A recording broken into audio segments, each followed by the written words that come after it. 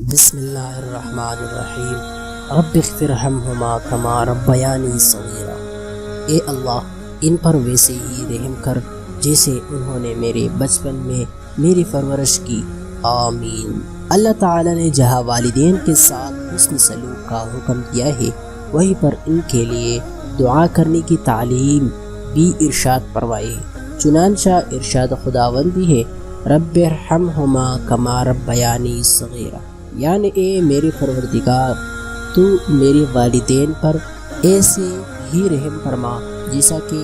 انہوں نے بچپن میں رحمت و شفقت کے ساتھ میری پرورش کی ہے۔ ہر نماز کے بعد والدین کے لیے دعا کرنے کا معمول بنا لیجئے۔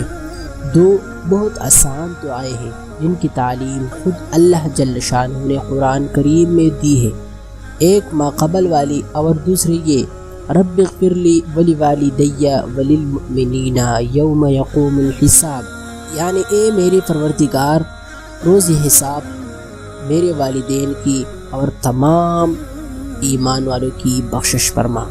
حضرت سفیان بن عینینہ رحمہ اللہ نے فرمایا من صلی صلاۃ الخمس فقد شکر اللہ ومن دعا للوالدین فی الادبار الصلاۃ الخمس فقد شکر الوالدین، یعنی جس نے 5 وقت کی نماز کی ادائیگی کا اہتمام کیا تو گویا اس نے اللہ کا شکر ادا کیا، اور جس نے 5 نمازوں کے بعد والدین کے لیے دعائے خیر کی تو گویا اس نے والدین کا شکر ادا کیا۔ اولاد کی دعا سے والدین کے درجات بلند ہوتے ہیں۔